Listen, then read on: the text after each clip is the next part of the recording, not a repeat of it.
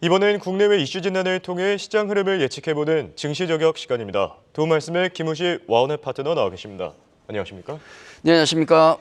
자, 미국 증시 놀랍습니다. 일본 증시 놀랍습니다. 네. 하지만 국내 증시 조금 아쉽습니다. 아쉽죠. 네, 코리아 디스카운트 지난주에도 많이 빠졌고요. 반면에 미국과 일본 증시는 여전히 잘 가고 있는데 네. 종합적인 상황부터 짚어주시죠. 글로벌 증시 지난주 보시면 나라별로 많이 좀 엇갈렸죠. 예. 좀 묶어서 본다 그러면은 미국과 일본은 지금 승승장구하고 있고 중국과 한국 증시 같은 경우는 굉장히 지금 어려움을 겪고 있다. 딱 그렇게 분류가 됩니다. 예. 아마 나머지 국가들은 그 중간에서 약간의 어떤 위치가 조금 다르긴 한데 특히 이제 중국 시장이 가장 안 좋다. 우리는 그 시장에 좀 끌려가는 느낌이 좀 들어서 아쉬움이 큽니다. 예. 지난주 미증시는 금요일 급등을 하면서 한 주간 상승세로 마감을 했거든요. 특히 S&P 500은 사상 최고치를 기록했고 나스닥은 이제 2021년 고점을 향해서 지금 가고 있는 거죠. 지난 한 해 동안 모멘텀이 연준의 금리 인하 모멘텀 그거였는데 연초에 올해 초에 이제 그게 삐끗하면서 조정을 받았지만은 오히려 지금 같은 경우는 3월 금리 인하 확률이 지금 떨어지고 있음에도 불구하고 경제 지표가 또 일부 좋게 나왔지 않습니까? 그런 예. 부분 거기다가 TSMC 실적 호재 그다음에 AI 열풍 등에 힘입어서 연초에 급락분을 모두 많이 했다 그렇게 봐야 될 것 같습니다.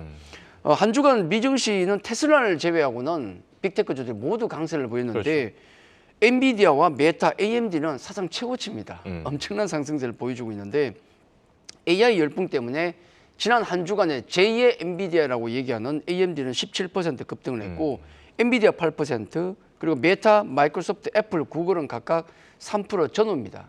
반면에 이제 아쉬운 측면은 테슬라가 여러 악재 때문에 한 주간 무려 마이너스 6%를 급락했어요. 네, 그렇죠. 거기다가 이제 빅테크와 반도체를 제외하고 나머지 자잘한 섹터를 보면 그다지 재미는 없었다. 자, 그렇게 정리가 됩니다. 자, 국내 증시 같은 경우도 주반에 미약한 반등을 제외하면 지난주에도 굉장히 어려웠다 그렇게 봐야 되겠죠. 그렇죠.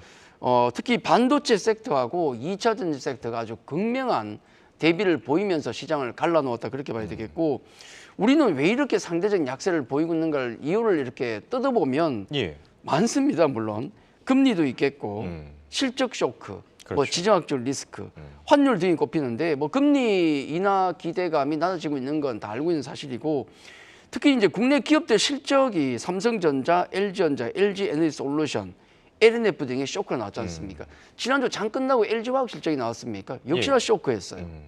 대부분 기업들 실적 발표가 나오는데 쇼크가 나오고 있다는 점은 분명히 좀 그 악재가 되고 있고 그리고 중동과 북한이라는 지정학적 리스크도 우리 환율에 영향을 주지 않습니까? 그렇죠. 외국인 수급이 좋을 수가 없잖아요.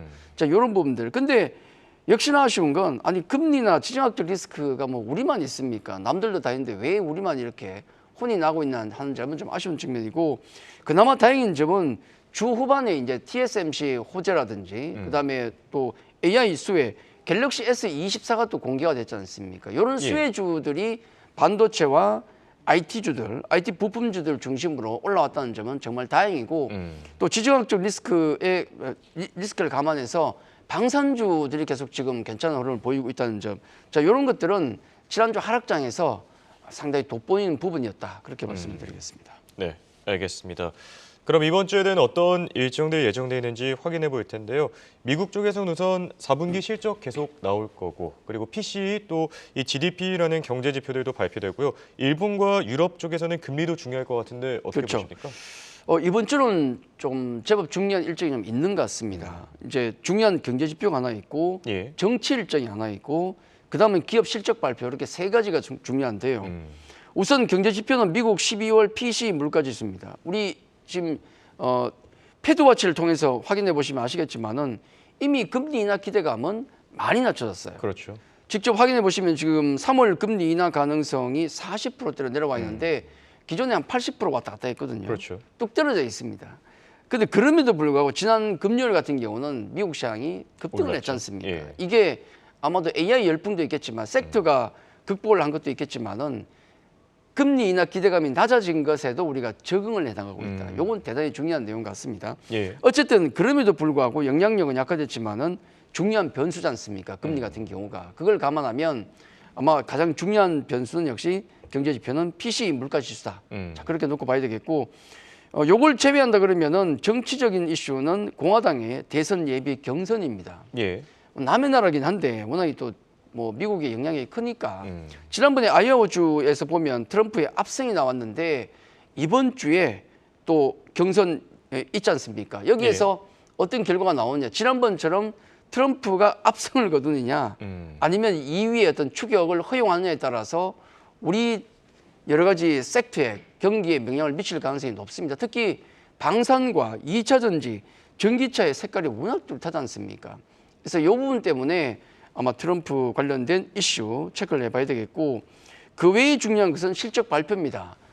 주요 실적 발표가 이제 이번 주부터 나오는데 넷플릭스, 록히드 마틴, 테슬라, ASML, 인텔 같은 실적 발표가 중요하게 되는데 현재 상당히 고전을 하고 있는 게 우리 2차 전지 관련주 아니겠습니까? 그것과 생각하면 과연 이번 주에 낙폭 과대에 따른 반등이 나올 수 있을 것인가? 테슬라 실적 발표가 대단히 중요하겠죠. 기대감은 낮습니다. 그렇게 봐야 되겠고, 예. 그리고 국내 컨텐츠와 연결해서 넷플릭스 실적도 중요하겠고, 또 방산 관련주 승승장구하고 있는데 록히드 마틴의 실적 발표가 나옴에 따라서 우리 방산주가 영향을 크게 받지는 않겠지만은 그래도 관심 있게 한번 보시는 건 괜찮겠고, 특히 반도체 쪽 지금 관심이 높지 않습니까? 인텔과 ASML 같은 경우도 상당히 중요한 실적 발표다 해서 지금 우리 증시 같은 경우가 방향을 좀 잃은 상태이기 때문에 이런 실적 발표에 예민하게 섹터들이 움직일 것이다.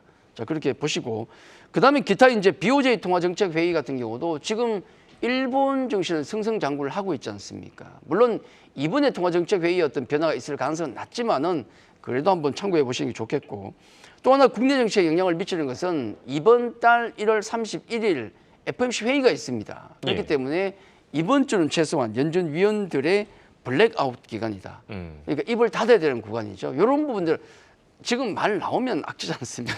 그래서 말씀을 안 하는 게 좋으니까 이런 부분들은 아마 호재가 될 것이다. 그렇게 말씀드리겠습니다. 예, 알겠습니다. 자, 그렇다면 오늘부터 새롭게 한 주가 시작되는데 주간 전망은 어떻게 보시는지 좀 구체적으로 전해주시죠. 네, 지난주 목요일과 금요일을 빼고 놓고 보면 처참했죠. 우리 장세. 굉장히 안 좋았어요. 우리 기억나십니까? 2022년 1월을 기억하실지도 모르겠는데 그때 수많은 악재들이 나오면서 LG 에너지 솔루션 뭐 수급 악재도 있었고 또 뭐 특정 기업들 횡령 사건도 있었고, 그 당시에 얼마 주수가 빠졌냐면 한 달 1월 한 달간 12% 폭락을 했거든요. 끔찍했는데 지난주 저점을 보면 우리가 8% 빠졌어요. 마이너스 8%. 속도로 보면 그 당시보다 더 가팔랐기 때문에 굉장히 험악했는데, 불행 중 다행인 것은 주 후반에 브레이크가 걸렸다는 점. 그리고 이번 주 같은 경우는 지난주에 반도체 주들의 급등, 반도체가 아무래도 지수를 이끄니까. 그렇죠. 거기다가 미국 시장 같은 경우도 금요일 반도체라든지 빅테크 주가 또 반등을 상승을 크게 했다는 점은 이번 주 시장에 대해서는 최소한 약간 기대할 게 있지 않겠는가. 호재로 본다면 앞서도 말씀드렸지만은 FOMC 회의를 앞두고 연준 위원들의 입이 막혔습니다. 이건 분명히 호재가 될 것 같고, 예. 그리고 지수 관련주인 섹터인 반도체 쪽에 투심이 좋다는 점. 그리고 이제 특히 더 중요한 것은 금리 인하 기대감이 낮아지고 있는데 거기에 우리가 적응을 하고 있다는 점은 분명히 이번 주에 호재가 될 것이다. 다만 악재가 없는 게 아니죠. 지금 국내 기업들의 실적 쇼크가 이어지고 있다는 점. 다음 주 이제 하이닉스 실적 발표하는데 중요하게 생각합니다. 예. 그리고 이제 말씀드린 대로 기업 실적 쇼크, 환율에 대한 부담, 거기다가 고객 예탁금이 지금 계속 감소를 하고 있어요. 다시 49조까지 내려와 있다는 점은 좀 부담이 되고, 그리고 또 중국 증시가 지금도 굉장히 어려움을 겪고 있다는 점은 악재로 봐야 될 것 같습니다. 호재와 악재가 섞여 있는데 그래도 이번 주는 낙폭 과대에 따른 기술적 반등을 그래도 기대할 수 있는 한 주가 아닌가, 시장 전망을 그렇게 한번 해보도록 하겠습니다. 네, 알겠습니다. 이 많은 분들에게 좀 위안이 되는 말이 되지 않을까 싶은데요. 네. 국내 증시 상황 여전히 어수선합니다. 과거에도 지금과 비슷한 때가 있었습니까? 아, 그럼요. 역사는 반복이 되고 정치도 반복이 되지 않습니까? 우리가 지금 구간에서 일봉이 급락이 크다 보니까 사야 되는 거야, 팔아야 되는 거야, 상당히 헷갈리시는데, 예. 앞서도 말씀드렸지만은 우리 2022년 1월, 2012월을 놓고 보면 예. 굉장히 유사한 흐름이 나옵니다. 2022년 1월부터 급락이 나왔었는데 우리가 2022년 말인 12월을 보면 예. 그때 얼마나 험악했습니까? 그렇죠. 2차 전지도 급락 나오고 했기 때문에 2023년에 대한 전망이 굉장히 어두웠던 데가 바로 저 때인데, 중요한 건 뭐냐면 빨간 화살표를 보시면은 그 당시에도 추세선은 올라왔다는 거예요. 예, 그렇죠. 턴을 한 상태에서 일봉이 급락이 나왔거든요. 그 이후에 보면 1월부터 장세가 굉장히 좋았습니다. 그런데 공교롭게도 2024년 1월 장세 같은 경우도 추세선 같은 경우는 턴이 이미 나온 상태에서 일봉이 급락이 나오고 있어요. 굉장히 유사한 흐름이 나오는데 우리가 2020년부터 추세선의 신호를 놓고 보면 맞을 확률이 굉장히 높았다는 측면, 그리고 유사한 방향을 놓고 본다 그러면은 지금 일봉의 조정은 매수의 기회가 맞지 않을까.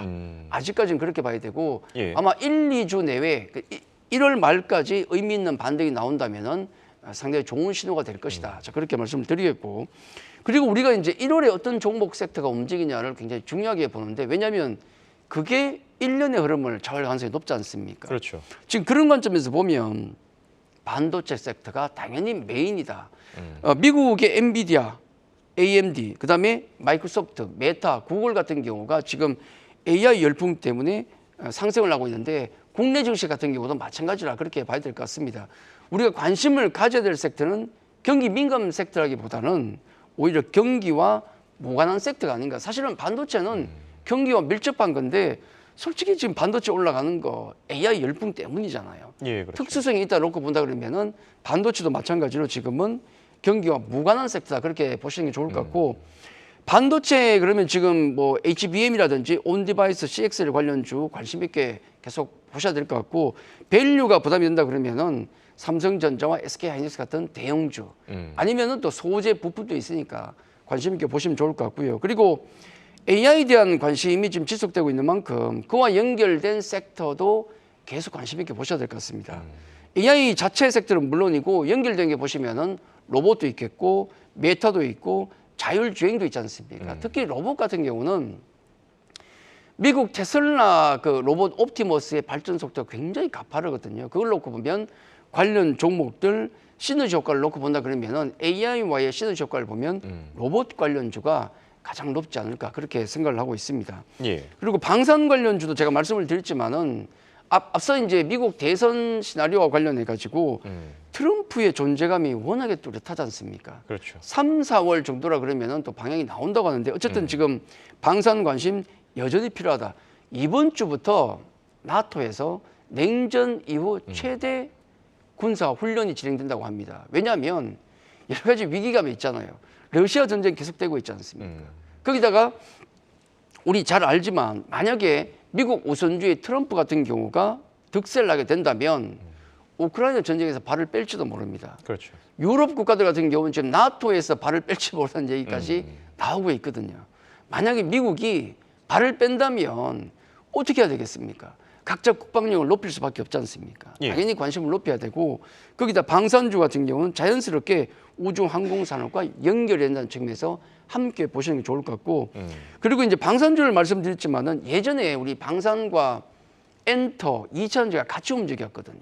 근데 지금 보시면 세 개 섹터가 모두 실적에 대한 검증을 거치고 있는데 방산은 이번에 성공을 한 것 같고, 그렇죠. 실적 검증에 성공을 한 것 같고, 2차 전지는 쇼크가 나오고 있어서 조금 실패한 것 같습니다.